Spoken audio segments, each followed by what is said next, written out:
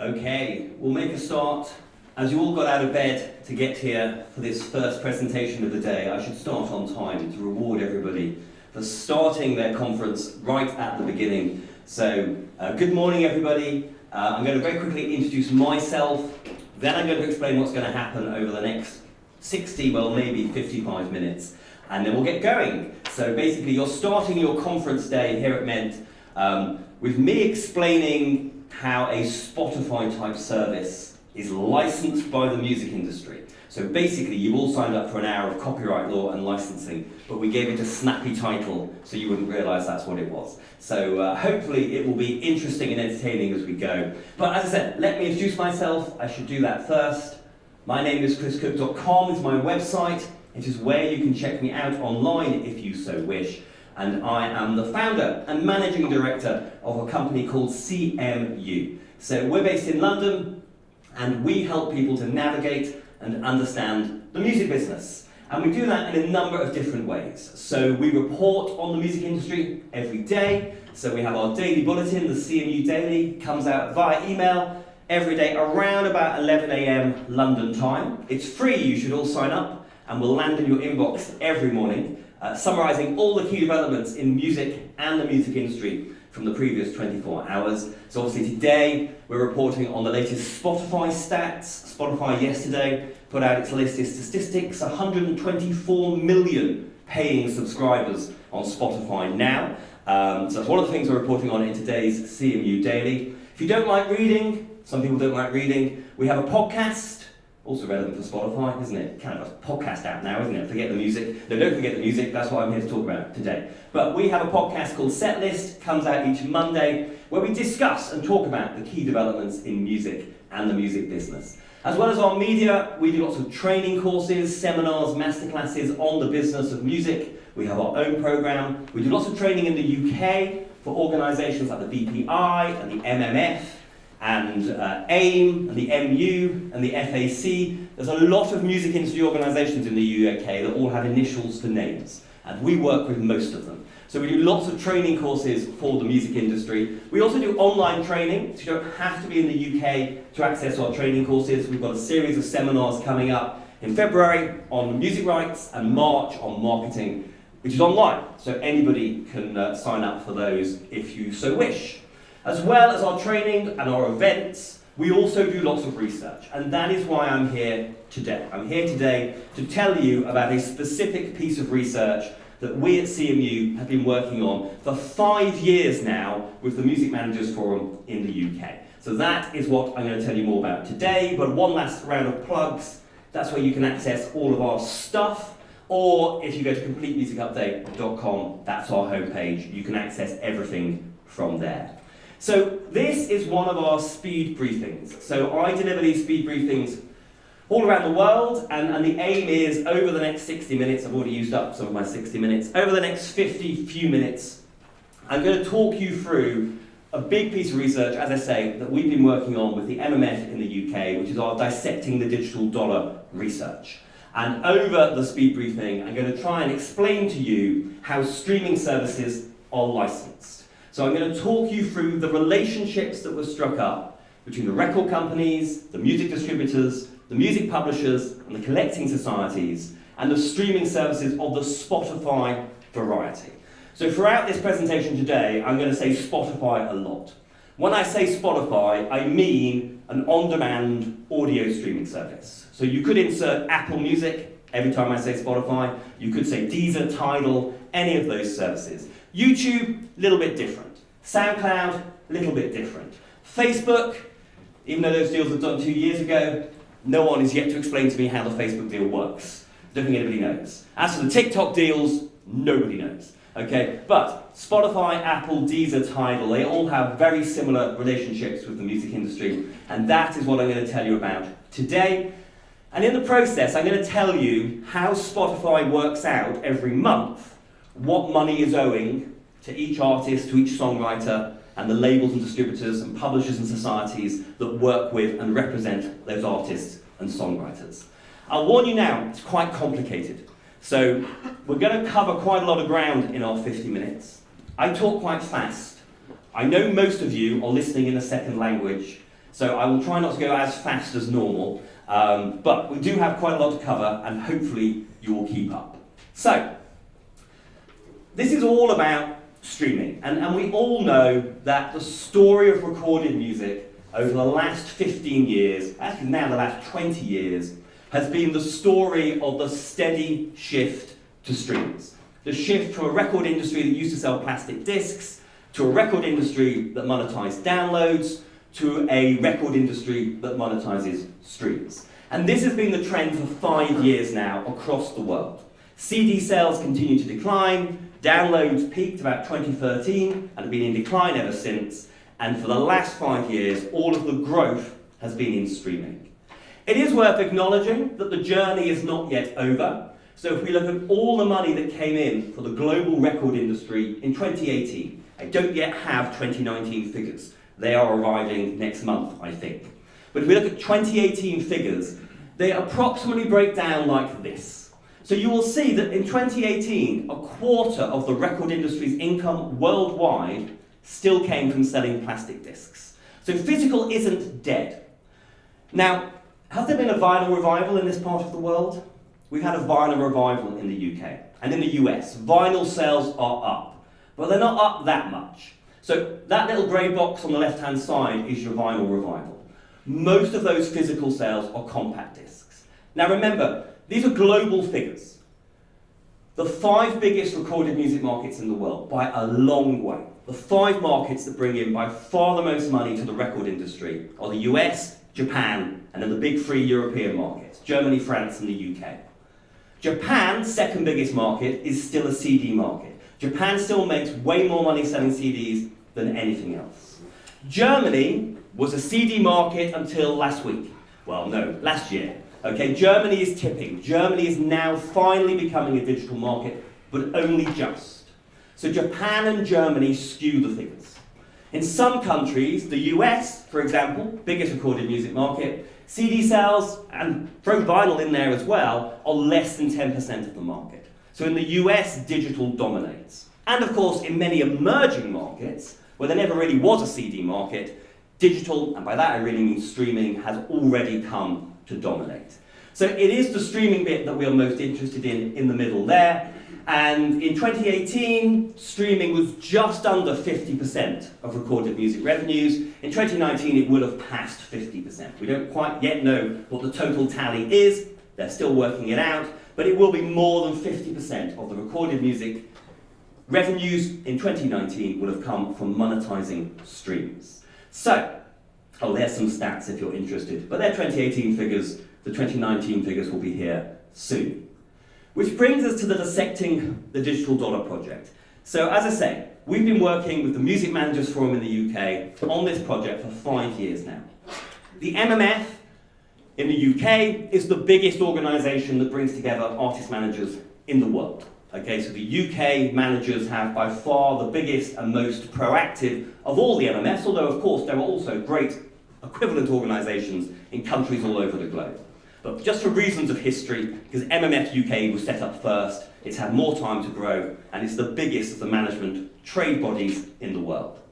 And MMF approached us, as I say, 5 years ago, and what they said was, okay, so this is what, 2014, when they called for the first time, the end of 2014, and they said, streaming is finally bringing in some money. So the streaming deals with Spotify and Deezer were all done in about 2008, 2009. But then there was no money, so nobody cared.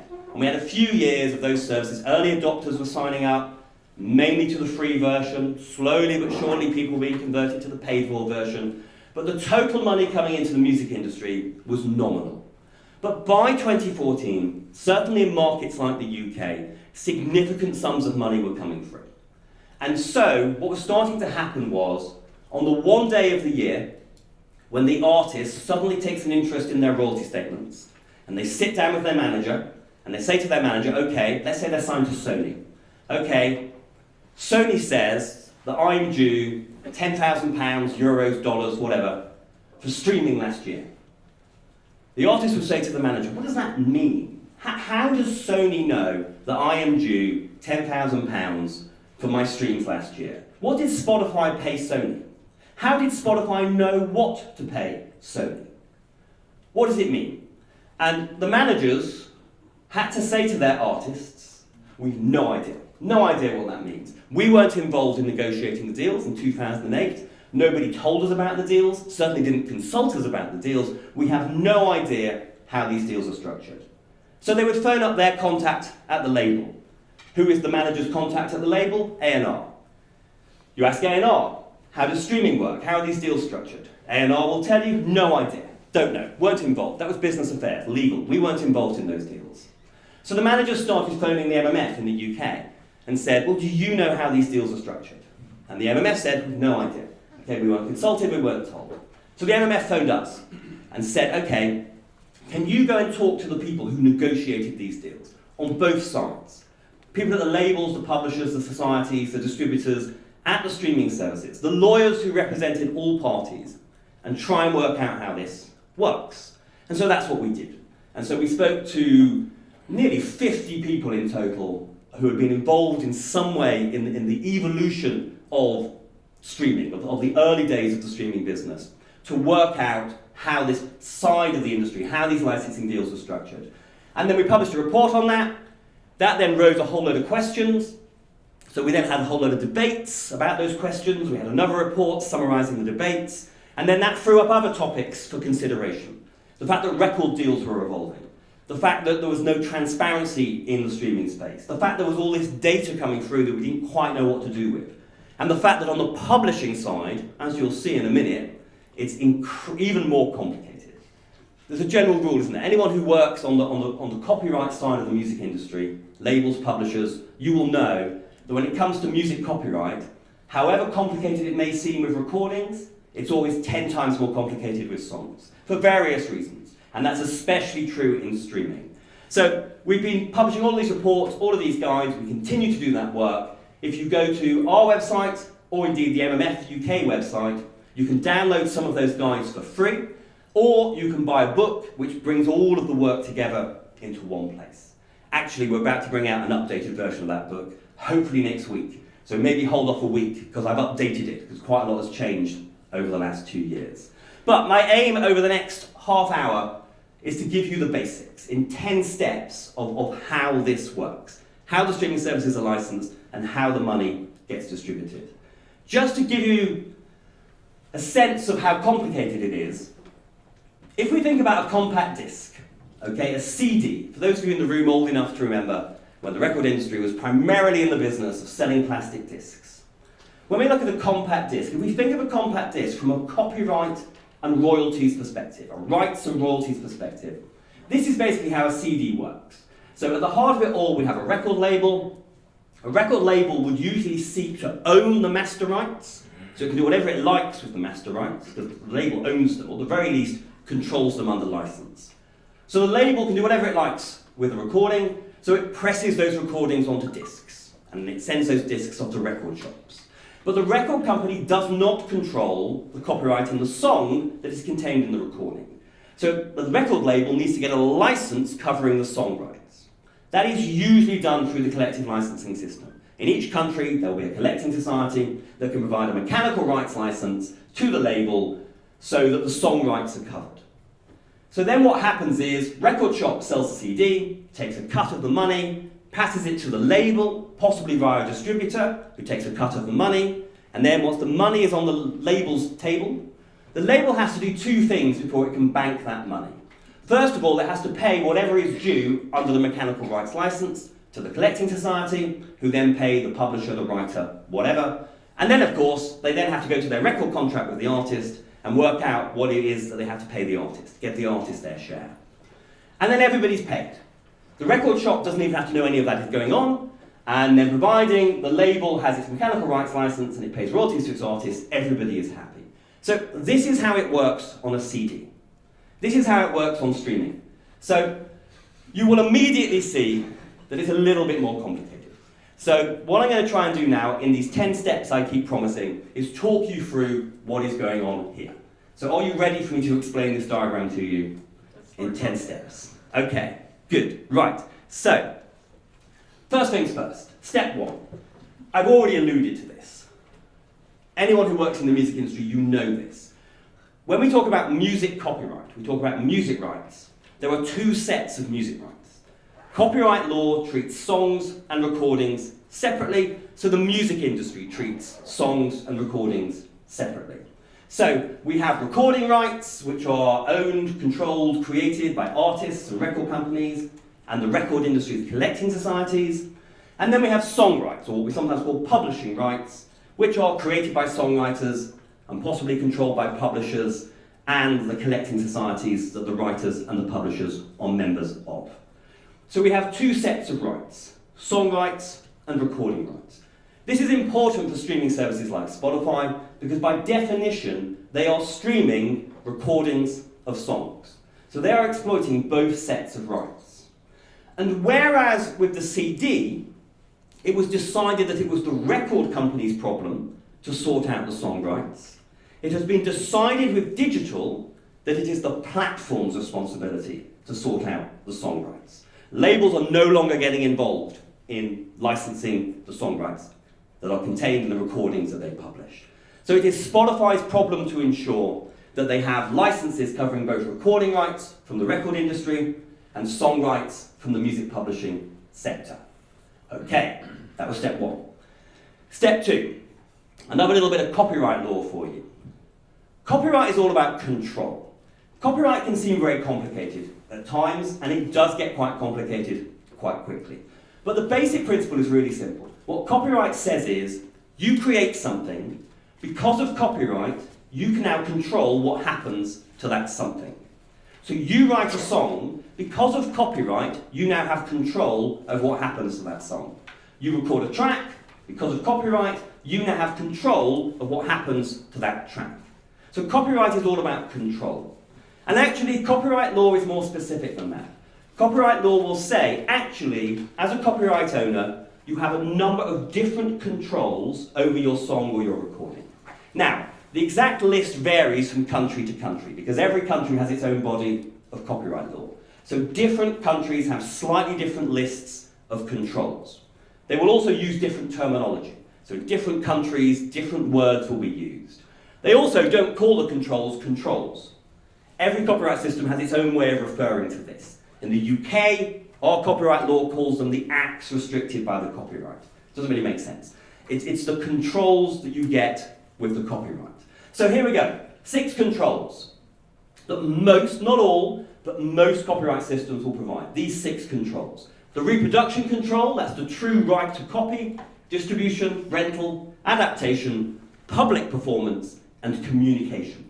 Communication traditionally covered TV and radio. In some countries it's called the broadcast control. There is actually a 7th control called the making available control, which you could see as being part of communication or you could see as being its own thing. But what you need to know is that as a copyright owner, whether you own the copyright in a song or a recording, you have multiple controls over your music because of copyright. That's what copyright gives you.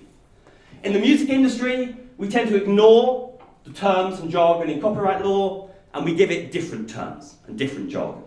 To make it even more confusing, the record industry picks one set of jargon, and then the publishers pick a different set of jargon. So we use different words on the two sides of the industry. So it's very common to group the two at the top together, and music publishers will call those the mechanical rights. So when you hear people talk about mechanical rights, all they're talking about is the reproduction and distribution controls combined. The two at the bottom are quite often grouped together and referred to, well, by publishers and songwriters as the performing rights, and by labels and artists as the neighbouring rights. Neighbouring rights is a nonsense term. I don't like it. It means different things in different countries. But it's what the record industry now uses to mean the performing rights in sound recordings. Now, you'll see in a minute why understanding these different controls, and in particular the difference between mechanical rights and performing rights, is really important. But the basic principle of copyright is that because you have this control over your songs or your recordings, if anyone else wants to use your song or use your recording, so maybe they want to synchronize it into a TV program, maybe they want to perform it in a public space, or maybe they want to stream it through a digital platform, they have to come and get your permission as the copyright owner, because you have control. and you sell your permission. And that's how copyright makes money. That's why you want to own copyright. And we call this selling of permission licensing. So when we talk about licensing in the copyright sense, we're simply talking about selling permission to third parties who want to make use of our songs and recordings. They want to copy them, communicate them, adapt them, rent them, perform them, whatever. They have to come to you for permission. You sell them your permission, copyright makes money. Now, how the music industry chooses to license varies. It varies according to which control is being exploited. It varies according to the kind of customer. It varies from song rights to recording rights, and it varies from country to country. So when Spotify arrives and says, we're a global service, we want to license all music that has ever been made on a worldwide basis, who do we talk to? The music industry says, it's not that simple. What do you want to do with the music? What controls do you want to exploit? What countries? And how you license will vary according to the repertoire, according to the country, according to songs versus recordings, and mechanical rights versus performing rights. It gets quite complicated quite quickly. Okay, are you keeping up? Okay, so step 1, song rights, recording rights. Step 2, different controls from which we get the mechanical rights and the performing rights. Now, another thing to say about licensing, you all know this. Sometimes the music industry licenses through direct deals. The copyright owner does a direct deal with whoever it is that wants to use the music. Other times, the music industry licenses as one through the collective licensing system. So all the songwriters and all the publishers get together and they appoint one organisation to license on their behalf. And all the artists and all the labels get together and they appoint a single organisation to license on their behalf. And we call those organisations collecting societies, or performing rights organisations, or collective management organisations, and they're generally not for profit, not always, and they get involved wherever it has been decided that the music industry should license as one. Now, when the music industry licenses collectively and when it licenses directly varies. So things like sync, not TV sync, but advertising sync, gaming sync, movie sync will usually begin with a direct deal. Samples, direct deals. Adaptations, direct deals. But then things like radio, TV, live performance, clubs, bars, cafes, generally licensed through the collective licensing system. So, when streaming came along, the question was, well, is this going to be licensed through direct deals, or is it going to be licensed through the collecting societies? You'll be pleased to hear the answer to that question was a bit of both, adding another layer of complication. Okay. So, there's some copyright basics. Song rights and recording rights, the different controls, collective versus direct licensing. Now, if you go to copyright law, now I've not actually read this country's copyright law, but if you go to copyright law in every country where I've actually read it, you will find that copyright law never mentions streams. It doesn't talk about streaming. There isn't a streaming control. So when streaming came along, the music industry had to say, okay, well, of those different controls, which ones are being exploited by a streaming service when music streams? So with compact discs, only the mechanical rights are being exploited. There is copying and there is distribution, but there is no performance or communication.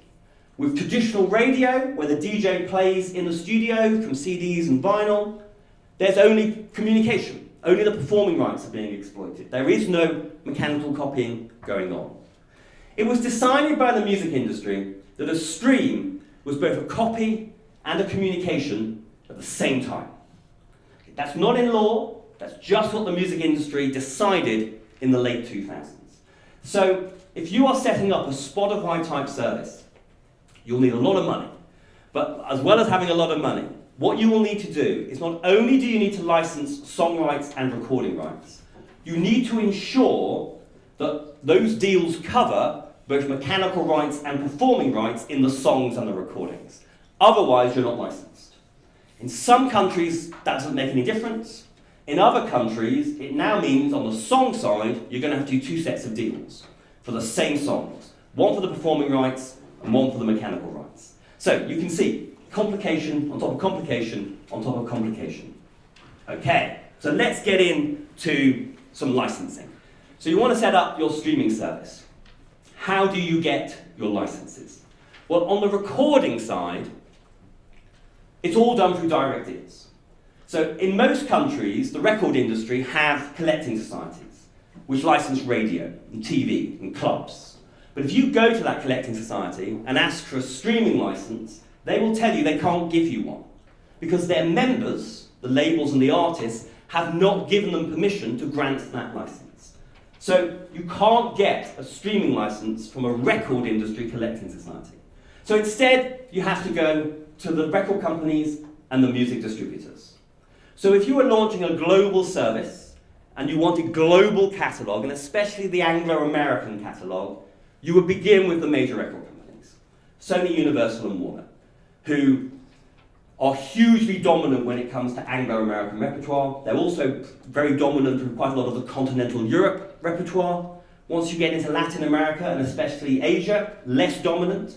But if you want a global service with the big American and British and European superstars, you're going to have the majors on board.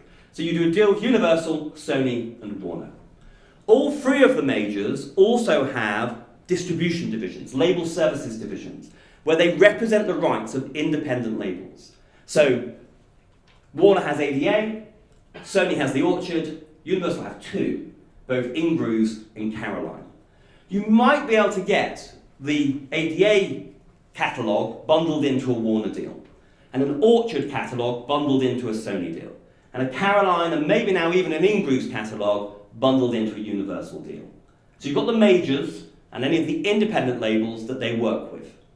Next, you would go to an organisation called Merlin. Don't know if you've ever come across Merlin. Merlin represents about half of the indie labels and distributors worldwide. And they negotiate template deals on behalf of their members. So you go to Merlin and you negotiate with them, and once you've got a deal with Merlin, then lots and lots of independent labels and independent distributors will then jump on that deal and become part of that deal. And Merlin was basically set up to give the independents more power in the negotiating process. Once you've done your major deals and your Merlin deals, you would then go to the rest of the distributors. Some would already be covered because they're Merlin members, others will want to do a direct deal. And we can split the distributors up into those that predominantly work with independent record companies and those that predominantly work with self-releasing independent artists. Some of them are in common ownership, so Believe and TuneCore are in common ownership. You could try and do direct deal with every single artist in the world. YouTube does, because anyone can set up a YouTube channel, and when you put music into that channel, you are entering into a licensing agreement with YouTube. SoundCloud does. Anyone can set up a SoundCloud profile, and when you set up a SoundCloud profile, put music into it, you're entering into a licensing deal with SoundCloud. Spotify dabbled with that idea of having a direct tool that artists could put their content into the service. It was a terrible idea, and they abandoned it. So the vast majority of streaming services don't want direct relationships with hundreds of thousands of artists all over the world. They want to work with the majors, Merlin, and then as few distributors as they need to in order to get all of the other music. So, on the recording side, it's relatively simple. It's just quite a few tough deals to be negotiated. But the majors, Merlin, and all the distributors will bring you all the recordings you need. And those deals will cover both the copying and the communication element, both the mechanical rights and the performing rights, not that labels would use those terms, in the sound recording. So the sound recordings are now fully covered. But we haven't begun to license song rights. We've only got the recording rights. And as soon as you get these deals done, all of these labels and distributors will start pushing recordings into your server. It's one of the reasons why most streaming services do their label deals first. Because once you've got a label deal, they start putting content onto your server. And you start streaming that content. But the minute you start streaming that content, you're also streaming the songs that are contained in those recordings. And you need a license for that.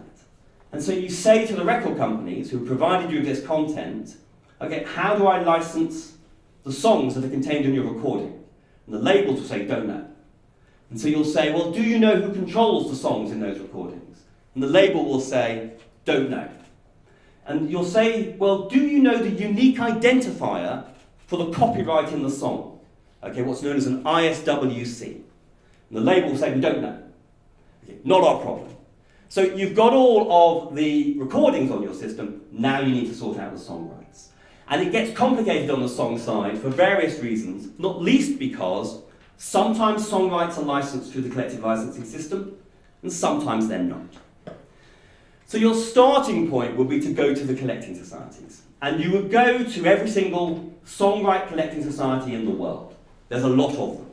Okay, so every country has its own collecting society. They all represent repertoire. And so you go to every collecting society in the world. So SACEM in France, SABAM in Belgium, CI in Italy, this is testing my knowledge, in Italy. STIM is Sweden, GAMER is Germany. I should have put some local logos up there. I apologise to the local societies for not having your logos here. The reason I picked these, though, is that's a lot of collecting societies. And Spotify says, well, hang on a second, we've got to talk to 100, 120 collecting societies? Because bearing in mind, they don't know what songs are in the recordings. So therefore, they have to license every song ever. Otherwise, they will be committing copyright infringement. So they have to get a license for every song that's ever been written that is still in copyright. So they need to do a deal with everybody. That's a lot of deals. Now, to be fair to the collecting societies, they have started to collaborate. So some societies have come together and said, okay, when it comes to streaming services, we'll license as one. So SACEM has an initiative called Harmonia, where they represent various southern European societies. PRS, STIM, and GAMER, so PRS in the UK, GAMER Germany, STIM, Sweden has an initiative called ICE, where they bring together the repertoire of those societies. The Nordic societies have a venture called Polaris, where they're now starting to do joint deals. In Latin America, we have the one-stop shop licensing scenario that will bring you all the Latin American repertoire together, except Mexico and Brazil, so except the two you want. But the societies are doing what they can to try and reduce the number of deals that you have to do. So you go around all the collecting societies and you start to negotiate deals. Now remember, a stream is both a copy and a communication at the same time. Mechanical rights and performing rights. Across most of continental Europe, that doesn't actually matter, because SACEM represent both, GAMER represent both, STIM represent both. So when you're negotiating those deals with those societies, they can bring both mechanical rights and performing rights to the table. But once you go into the Anglo-American markets, in Anglo-American markets, we have two separate collecting societies, one for performing rights and one for mechanical rights. So you go to Canada and you speak to SOCAM, okay, the performing rights organisation in Canada, and they do a deal. But SOCAM will say, but we can't put mechanical rights into this deal, we don't represent mechanical rights. You'll have to go and do another deal with CMRRA. It's the same in the UK, that we have PRS and MCPS, although the good news is that PRS and MCPS work together. So although they are two societies, and technically you're doing two deals, you can negotiate it in one go. So good news, in the UK, PRS and MCPS work together. In the US, there are 4 performing rights organisations in the US. BMI and ASCAP are the big two. And then you've got CSAC and GMR are the smaller two. GMR doesn't actually represent very many songs. It just happens to represent the biggest songwriters in the world. So you're welcome to have no Pharrell produced and written songs on your platform. If you don't want any Pharrell songs on your platform, but that's going to be a bit of a problem. So you need to go do 4 deals in America to get the performing rights. But they're just performing rights. It's an Anglo-American market. And so you say to BMI and ASCAP, okay, we've learnt that in Anglo-American markets, and some other countries in Latin America and elsewhere, mechanical rights and performing rights are represented separately in the society system. So who is the MCPS or the CMMRA of America? Where's your mechanical rights collecting society? And BMI ASCAP, the publishers of America, will say, we don't have one. We forgot to set one up. Sorry. So we don't have a mechanical rights collecting society. However, there is a compulsory license covering mechanical rights in America. So what that means is that copyright law says, if you own the copyright in a song, you have to license a mechanical right scenario to anybody who wants it. So anyone who wants to exploit the mechanical rights in your song, you have to license them under law. So it's a bit of a rubbish control. At a rate set in law. So mechanical rights in the US, they're covered by a compulsory license. You are obliged to license at a set rate. So it's not that Spotify has to negotiate a deal with anybody, because the deal is set in law. But in order to use that deal set in law, they have to send paperwork to every single copyright owner and then start paying them money. And if they don't, the compulsory license doesn't apply. So Spotify says, okay, this is annoying. Mechanical rights, performing rights separately. There's no mechanical rights collecting society. We're going to have to use the compulsory license. We're going to have to send paperwork to every publisher in America. Is there a list of every publisher in America? Is there a list that tells us that if it's this ISWC, this is the publisher? Is there a list that tells us that if the track has an ISRC, the unique identifier for recordings, this is the ISWC, and therefore this is the publisher? No, that list doesn't exist. That database doesn't exist. So, what are you going to do? So what Spotify said was, well, hang on a second. This isn't a new problem, because record companies used to have to license mechanical rights for CDs. So what did they do? And the industry said, well, there are these companies, these agents, like the Harry Fox Agency and MRI, who will do that work for you. They'll go and work out who you need to send paperwork to and send paperwork, and then you'll be sorted. So Spotify said, okay, we'll hire the Harry Fox Agency, HFA, and we'll get them to do the work. Now, being recorded today, so I'm going to be a little bit more polite about HFA.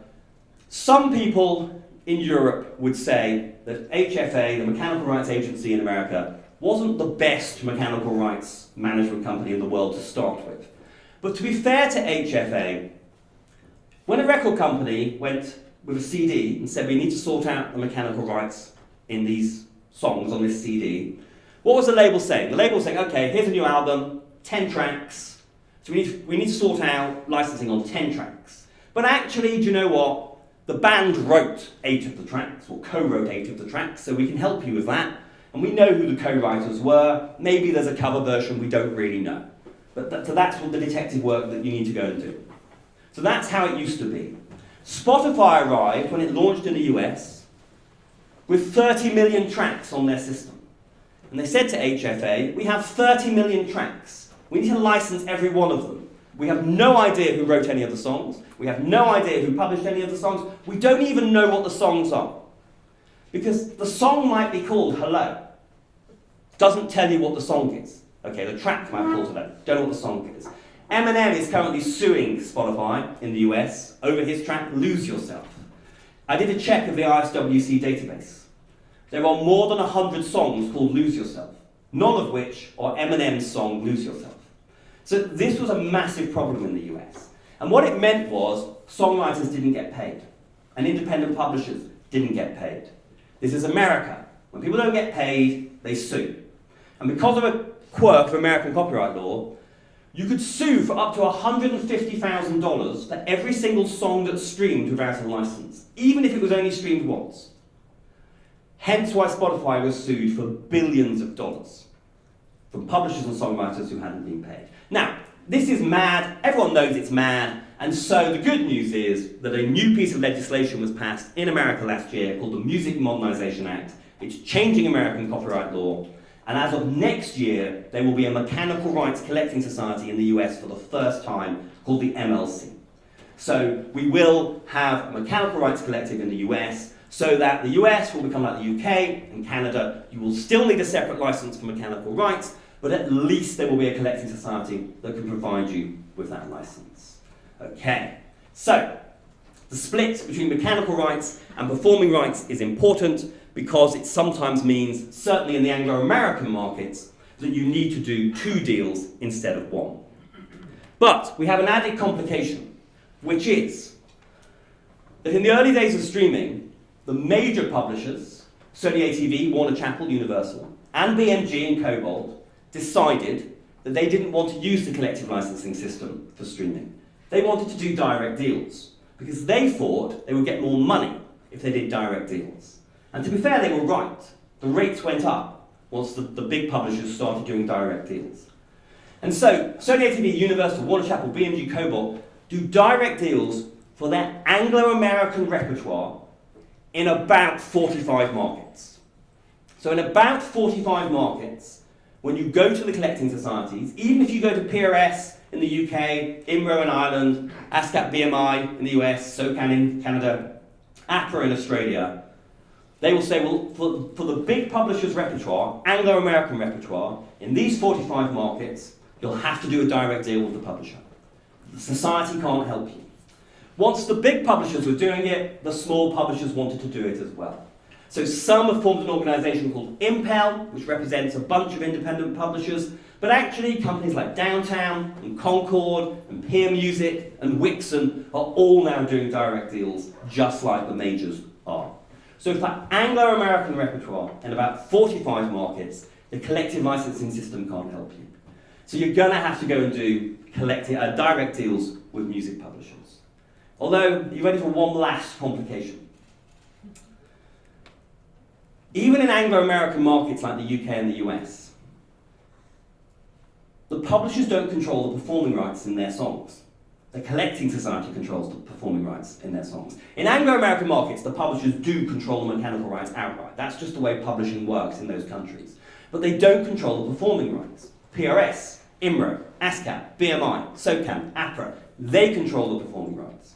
So, in order for these publishers to be able to do deals that bring both mechanical rights and performing rights to the table, Sony has to do a deal with PRS, IMRO, SOCAN, APRA, BMI, ASCAP, etc., so that they can bundle performing rights into their deal with the mechanical rights. And in order for that to happen, what these publishers do is they form a joint venture with a collecting society. So Universal works with SACEM in France. Sony works with PRS in the UK and Gamer in Germany. They form a JV with the collecting societies so that through that JV they can pull the performing rights into the deal, which are controlled by the Anglo-American societies. So we have an added layer of complication where even where we have direct deals, actually the collecting societies are still involved. So I told you it was complicated on the publishing side. Just to conclude, if you were setting up a streaming service tomorrow, you would have to go and do a bunch of direct deals with big publishers, and actually now the smaller publishers too, to get that Anglo-American repertoire.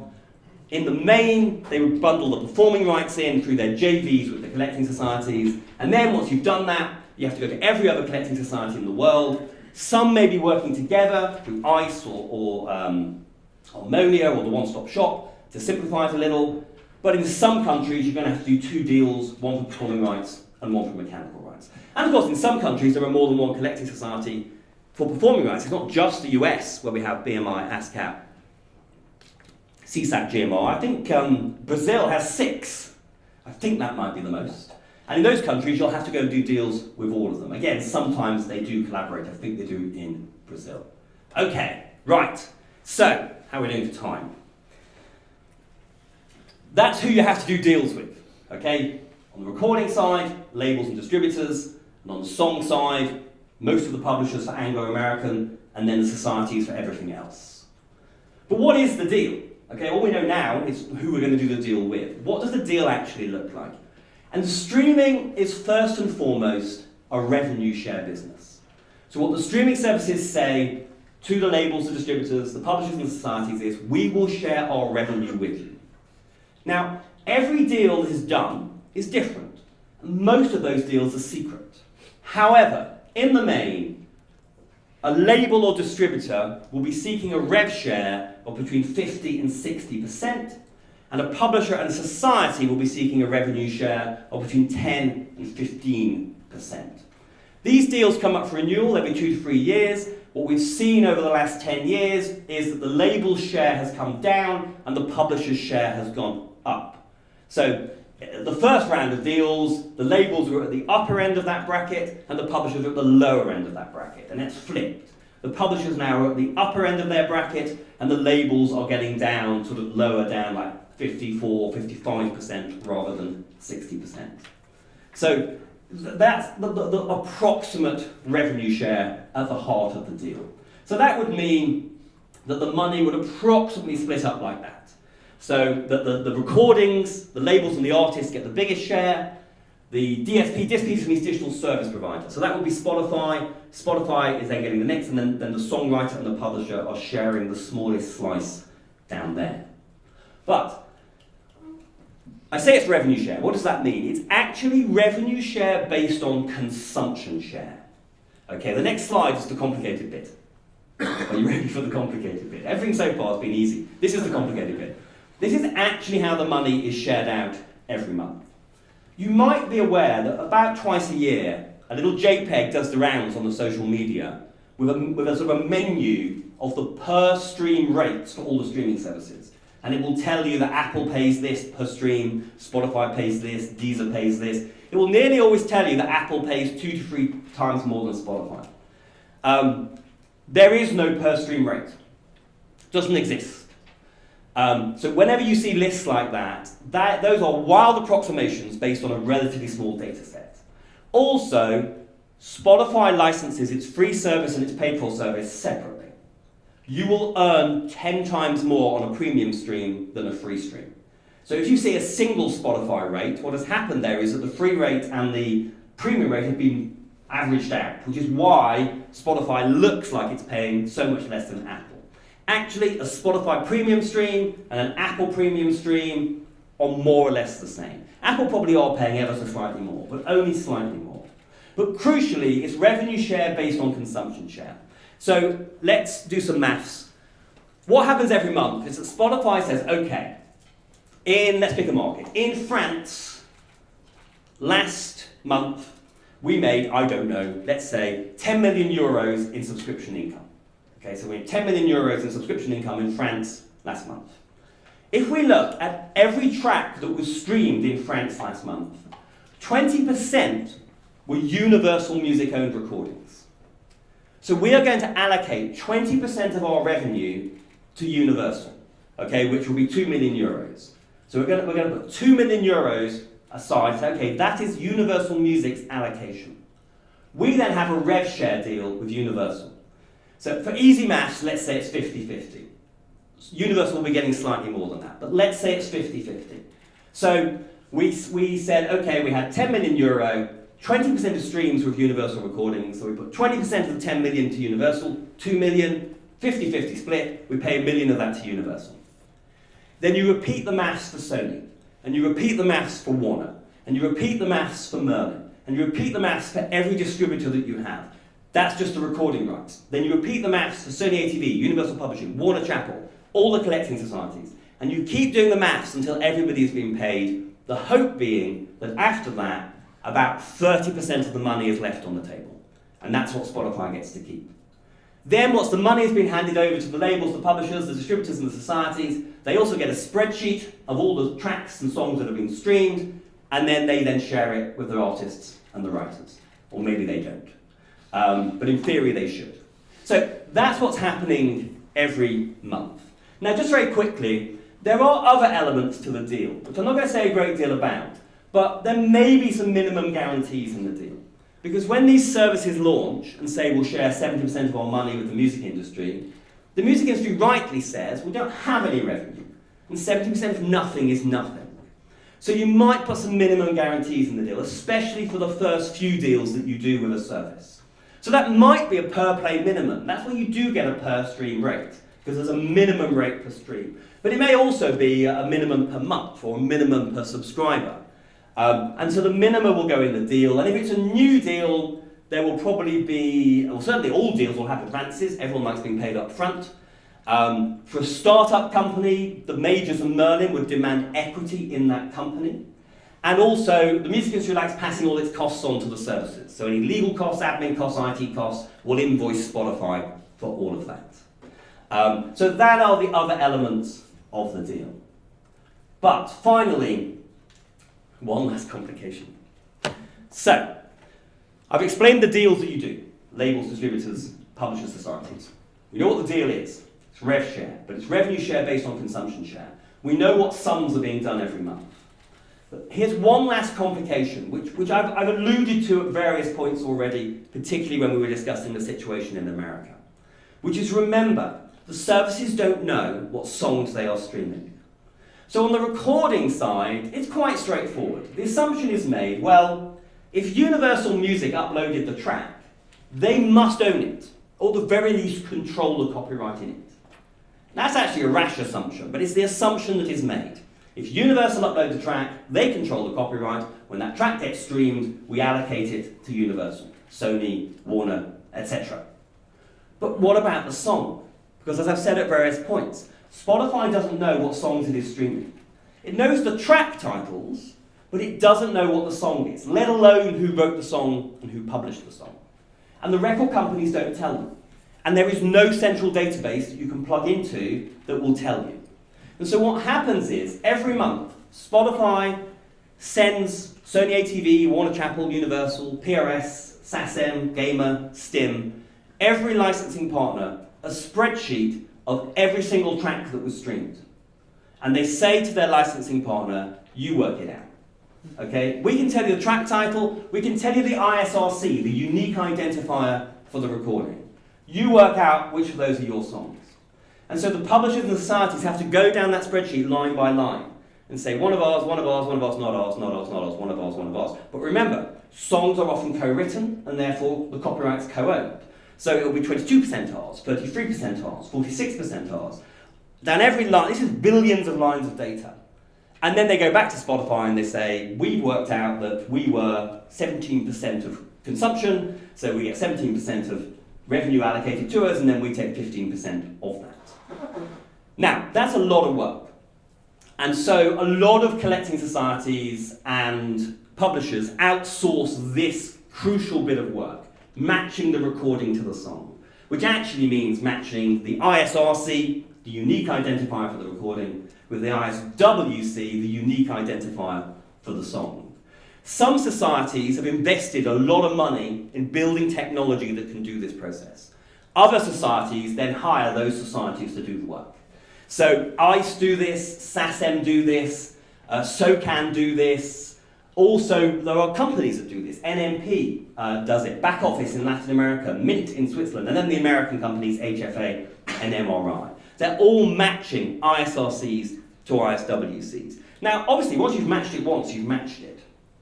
But, remember that stat that something like 40,000 new tracks gets uploaded to Spotify every day? Now, even if that's a bit of an exaggeration, it's reasonable to assume that every single month we're getting 250,000 ISRCs that we've never seen before. And someone has to work out what songs those recordings contain. So this is, again, why, even if it seems complicated on the recording side, it is always so much more complicated on the song side. That's my 10-step guide to how streaming services are licensed. There are lots of issues with the business model, and if you get the book, we talk through all of those in detail. I'm not here today to talk about those, although there's a panel coming up all about streaming. Maybe they'll touch on some of those issues as they have their debate.